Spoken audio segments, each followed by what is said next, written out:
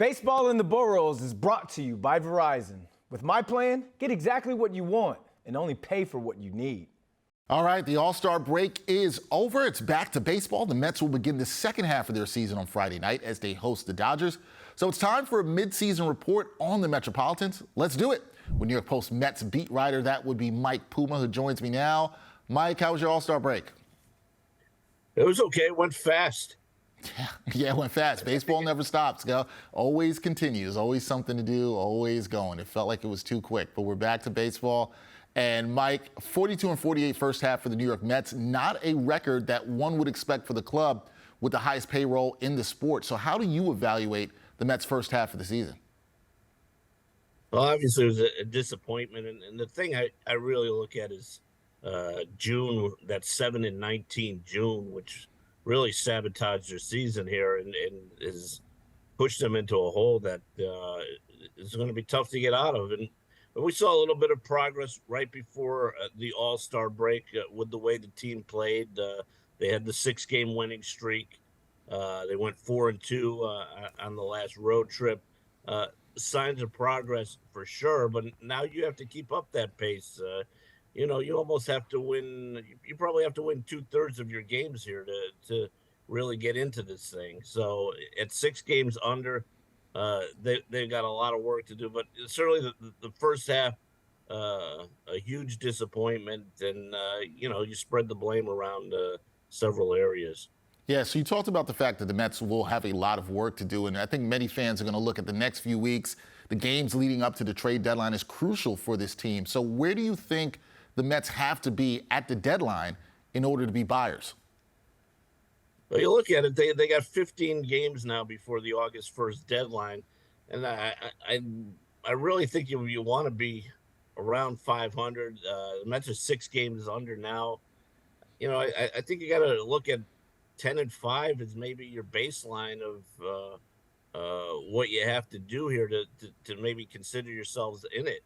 And listen, if you become buyer, even if you go 10-5 and you're right around 500 there at the deadline, I don't know how far in you're going to go as buyers. I don't think you're going to mortgage the future for a half season rental or anything like that. But I think if you pick up a few games here and move close to 500, I think you go out, maybe add some smaller pieces and try and hang around in this thing.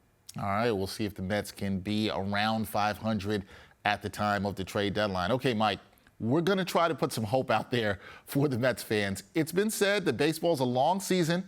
Our colleague Steve Servey, he recently predicted that the Mets will make the playoffs. So what needs to happen for the Mets to be postseason bound in 2023? And do you think we're going to see an amazing turnaround this summer?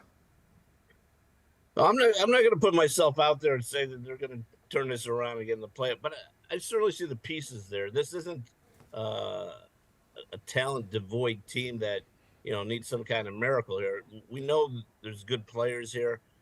We saw some underperformance in the first half, certainly from the starting rotation with Justin Verlander, Max Scherzer. Jose Quintana is on the verge of returning now. So they've got the pieces there, and that's, I think, what gives you hope as a Mets fan that these guys can play. Now, you need better than what you saw from a guy like a Jeff McNeil. Pete Alonso slumped toward the end of the first half after coming back from the wrist injury, but you saw enough positive signs from Francisco Lindor, Francisco Alvarez. Brandon Nimmo tailed off a little bit but he was solid for most of the first half. So the pieces are there to make the run, and that's where your hope is, that they come out of the chute strong. I made reference today in my column to 4 years ago. The Mets were 10 games under 500 at the break, and they came out in the second half 27-10, made it interesting late into September, and would have gotten the third wild card if there were 3 wild cards that year. So that's what you hang your hope on right now if you're a Mets fan. Yeah, a Mets fan has to hope for that the Mets can come out of the break pretty strong and see if they can make the postseason. Mike Puma will be all on top of it for the New York Mets. He's the beat writer for the New York Post as the Mets will start their second half against the Dodgers on Friday night. Mike, thank you for the time. We will talk soon. Take care, Dexter.